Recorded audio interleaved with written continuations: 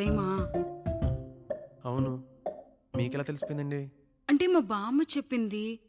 శోభనం గదిలో అనుభవం మగాడైతే మామిడిపండు పిసుక్కొని తింటాడు, అదే లేనివాడైతే మీలా ఇలా అరటిపండు ఓపిగ్గా ఒలుచుకొని తింటాడు అని.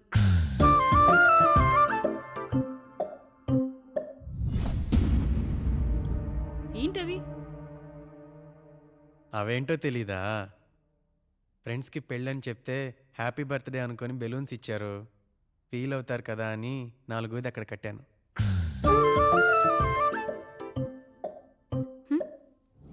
ఈ అన్నయ్య వచ్చాడు. పిల్లల గదిలోకి వెళ్ళారా? వెళ్ళారండి. మీరెంత ఏంటి ఇంత రాత్రి అయినా ఇంకా పడుకోలేదా? మీరు లేనిది ఎప్పుడైనా పడుకున్నామా అన్నయ్య? అందరం కలిసే కదా పడుకునేది మావయ్య. సరే సరే, అందరం పెద్దోడి గదిలో పడుకుందాం. ఈ రోజు వాడి శోభనం కదా, అసలే కొత్త. పక్కనుంటే ధైర్యంగా ఉంటుంది. పక్క నుండి దగ్గరుండి జరిపిద్దాం, పదండి.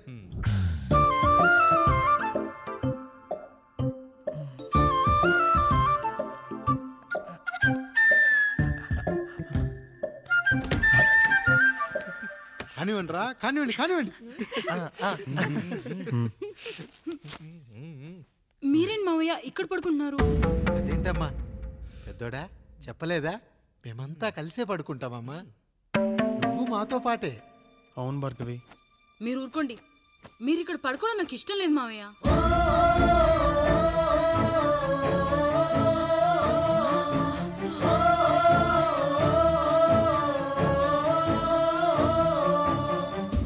అదేంటమ్మా అలా అంటావు?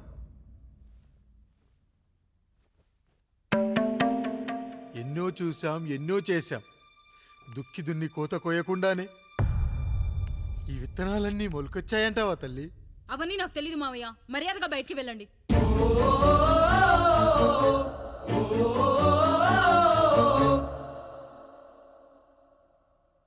కనీసం ఆ మూలనైనా పడుకుంటామమ్మా. నువ్వైనా చెప్పరా పెద్దోడా? అంటే తను ఇబ్బంది పడుతుంది కదా నాన్న.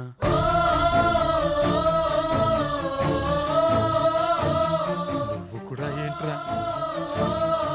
పిల్లలేదో ఆశపడుతున్నారమ్మా. ఒక్కసారి ఆలోచించమ్మా.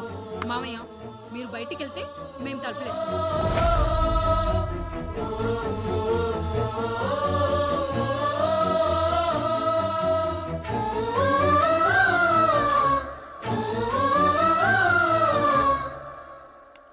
వేసుకోండి అమ్మా, వేసుకోండి. తలుపులు వేసుకోండి.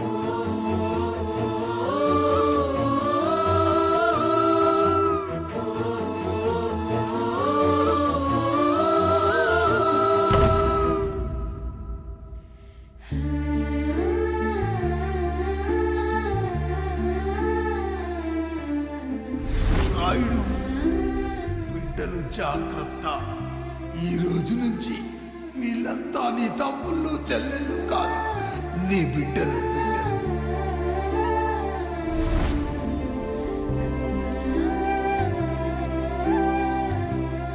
జానకి, ఏమండి? సావిత్రి, ఏమండి? లక్ష్మి, ఏమండి? మన గదిలోకి పదండి. ఇక నుంచి ఎవరి పిల్లలతో వాళ్ళ గదిలోనే పడుకోవాలి. ఇది ఈ రోజు నుంచి ఈ వంశానికి రాస్తున్న కొత్త శాసనం. అయ్యా అలా అరకండి అయ్యా. మీరు లేకుండా మేము ఎప్పుడైనా విడిగా పడుకున్నాము. అంతా కలిసే కదయ్యా పంచుకున్నాం. వెళ్ళరా వెళ్ళు. నీకు భార్య ఉంది, నీకు పడగది ఉంది. వేసుకోండి రా, మీరు వేసుకోండి. తలుపులు వేసుకోండి. మీరు కూడా ఏంటండి? పిల్లలేదు. చిన్న పిల్లల వాళ్ళని ఉయ్యాల్లో ఆడించేటప్పుడు పక్కనే ఈ నాన్న కావాలి. బడికెళ్ళేటప్పుడు పక్కనే ఈ నాన్న కావాలి. గుడికెళ్ళేటప్పుడు కూడా పక్కనే ఈ నాన్న కావాలి. కానీ శోభనం గదిలో మాత్రం పక్కనే ఉంటానంటే బరువయ్యాను జానకి, బరువయ్యాను.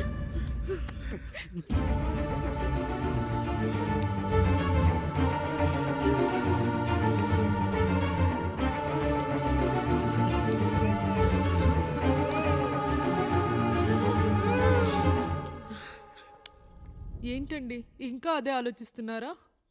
ఎలా మర్చిపోగలను లక్ష్మి? జరిగింది ఏదో జరిగిపోయింది, మీరు బాధపడకండి. ఎంత మాట అన్నాడో చూసావా? నా భార్య ఇబ్బంది పడుతుంది, బయటికెళ్ళండి నాన్న అన్నాడు. వాణ్ణి ఎలా పెంచాను? చదువుకుంటే పై చదువులకు వాడు వేరే ఊరు వెళ్లాల్సి వస్తుందని చదివే మాన్పించేశాను. జ్వరం వస్తే ఆ మాత్రలు చేదుగా ఉంటాయని నేనే మింగాను. నోరు తెరిచి అమ్మ కావాలన్నప్పుడల్లా ఎంతమంది అమ్మల్ని ఇచ్చాను. నాన్న అన్న ప్రతిసారి నాన్నల్ని ఇవ్వలేకపోయానని వాడికి నా మీద కోపమో ఏమో జానకి. నిజమేనండి, మనమంతా ఇలా లేమే. మన కుటుంబానికి దిష్టి తగిలింది. మా నాన్న మరణంతో ఆస్తిపోయి తమ్ముళ్ళతో నడి రోడ్డున పడ్డప్పుడు ఇలాంటి కష్టాన్ని మొదటిసారి అనుభవించాను.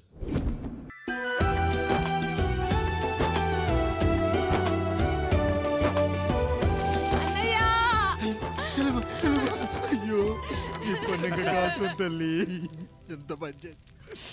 నానేం చెప్పాడో తెలుసు కదరా, కష్టమైనా సుఖమైనా కలిసి పంచుకోవాలరా.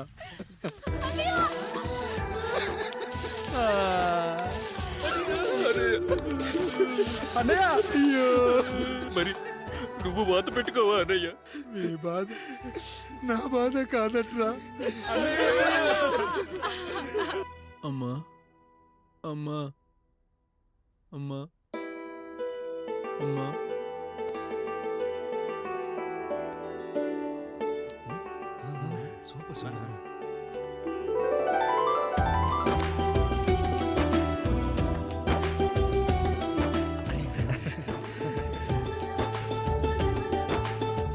నా భార్య లక్ష్మి అమ్మా ఇక నుంచి నీకన్నీ నేర్పిస్తుంది. ఏరా, చెల్లెళ్ళు అడిగితే అమ్మనిచ్చాను, తమ్ముళ్ళు అడిగితే ఇవ్వలేనా? జానకి, వీళ్ళు నా తమ్ముళ్ళు, ఇక నుంచి మన బిడ్డలు. అన్నయ్య, అమ్మ అన్నయ్య,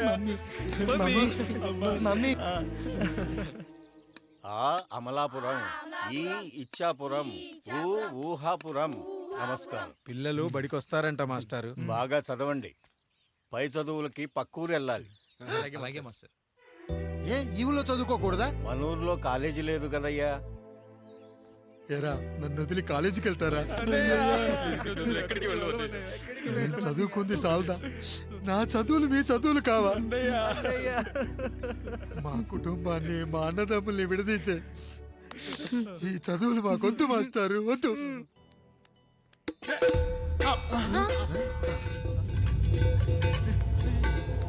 హీ, హా, హూ. రేయ్, మన ఇంటికి దొంగలొచ్చారా? దొంగలొచ్చారు, దోచుకోండి రా, దోచుకోండి. మీరెందుకు వచ్చారా? చీపురెందుకు మావయ్య, ఈ కత్తి తీసుకోండి. ఏమయ్యా, మా ఇంటికి రావా? మా ఇంటికి ఎప్పుడొస్తావు? ఈ ఆధారం మీ అందరం ఊరు వెళ్తున్నాం అయ్యా, మా ఇంటికి రావయ్యా. ఇదిగోవయ్యా, ఈ 100 రూపాయలు ఉంచుకో. సిగ్గబిల్లి తీసుకో తాతయ్య.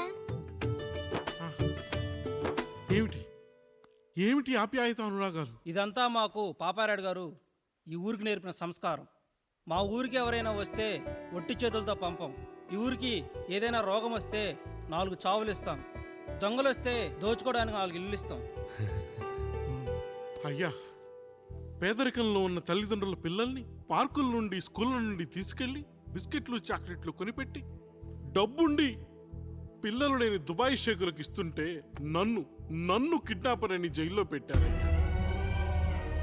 300 రూపాయలు పెట్టి కొన్న కత్తిని అది పనికొస్తుందో లేదో అని ఒక నగల వ్యాపారి కడుపులో పరీక్షిస్తే నన్ను హంతకుడన్నారయ్యా. మీరే ఈ కాముడిని అర్థం చేసుకున్నారు. నేను మీ ఊర్లోనే ఉండిపోతానయ్యా, మీ ఊర్లోనే ఉండిపోతాను. సరే కాముడు, సరే. కుమ్మరోళ్ళున్నారు, కమ్మరోళ్ళున్నారు, కంచరోళ్ళున్నారు, కాసోళ్ళున్నారు. ఇక్కడ కంసాలున్నారు, పద్మశాలున్నారు, ఆచార్యులున్నారు, పూజారులున్నారు. రెడ్డి, నాయుడు, చౌదరి, దళితులు కూడా ఉన్నారు. హిందువులు, ముస్లింలు, క్రిస్టియన్స్ కూడా ఉన్నారు. కానీ ఒక దొంగ మాత్రం లేడు. ఈ రోజు నుంచి నిన్ను దొంగగా నియమిస్తున్నాను. ఈ ఊళ్ళో 4 ఇళ్ళు దొంగతనాలు చేసుకొని హాయిగా ఉండండి రా, హాయిగా ఉండండి.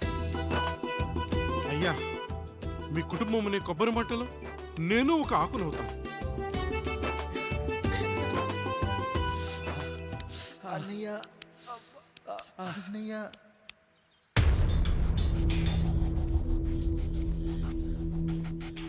అయ్యా ఏంట్రా రోడ్డు మీద కాలు కాలుతున్నా సరే తమ్ముళ్ళు చెప్పులు లేకుండా నడుస్తున్నారయ్యా, చెప్పులు లేకుండా నడుస్తున్నారయ్యా.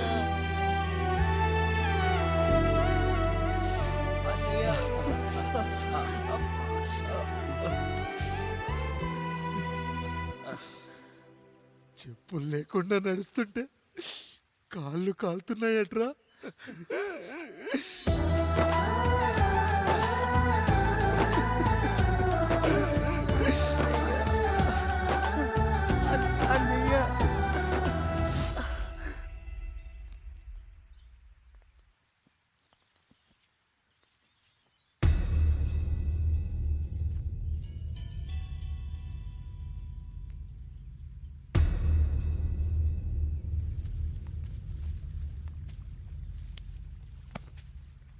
ఏరా కాముడు, అయ్యా బాధపడుతున్నావా?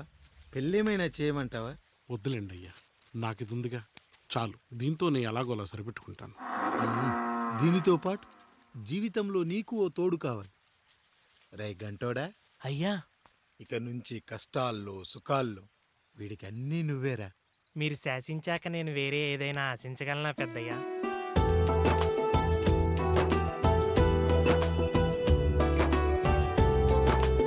నీ గురించి కాదురా, మీ అక్కది చాలా గొప్ప మంచి మనసని విన్నాను. ఈ కాముడికి ఆ రాముడి గుళ్ళో పెళ్లి చెయ్యి. అయ్యా, దాన్ని పెళ్లి చేసుకుంటే దాని భర్త చనిపోతాడని జాతకంలో ఉందయ్యా. మీరంతా కలకాలం ఉంటారంట్రా. వీడు పోతే నేను లేనా, చూసుకోలేనా? నువ్వు పెళ్లి చెయ్యి, పెళ్లి చేయరా.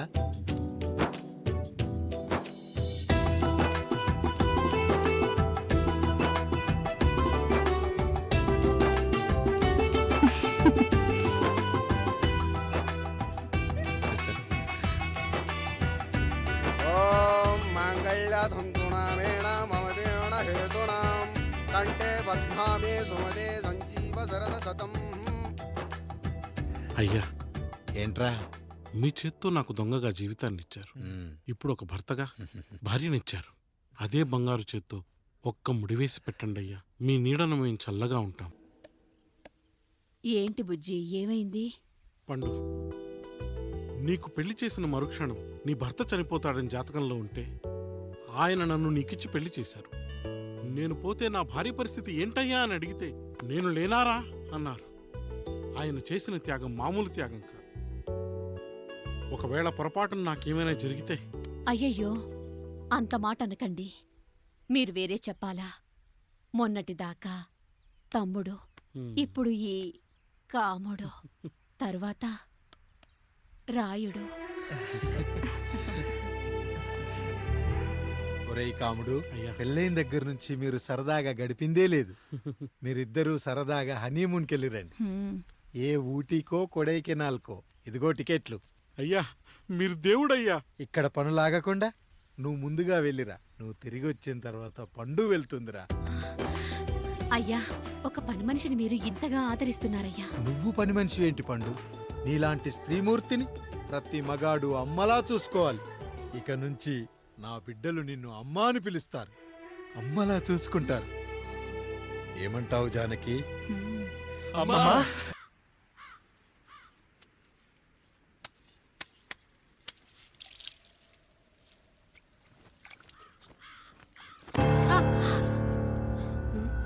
ఏంటి, నువ్వు చూసుకోలేవా? అయ్యో, చూసుకోలేదండి. ఈసారి ఖచ్చితంగా చూసుకొని గుర్తాను. మీరు వెళ్ళండి.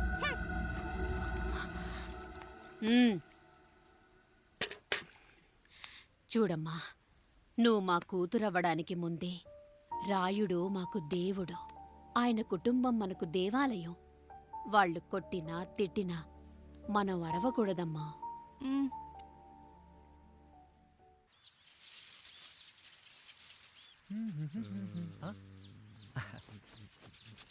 ఏంట్రా మిట్ట మధ్యన కసికసిగా పళ్ళుతోమెత్తున్నావేటి? మీకేంట్రా పెళ్ళిళ్ళు అయ్యాయి? పెళ్ళి కానీ కానీ కానీ హే.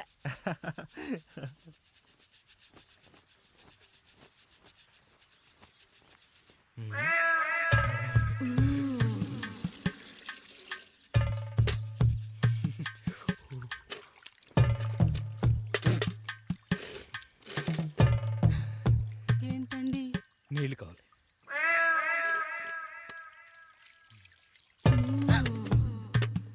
ఆయన కుటుంబం మనకు దేవాలయం. వాళ్ళు కొట్టినా తిట్టినా మనం అరవకూడదమ్మా.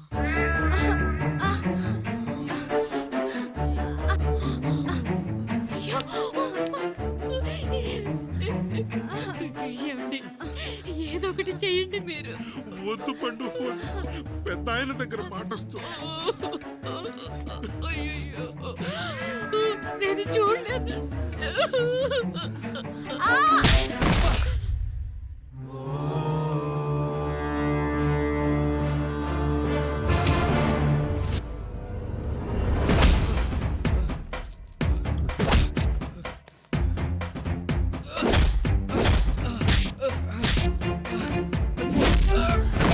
అయ్యో అనియా అనియా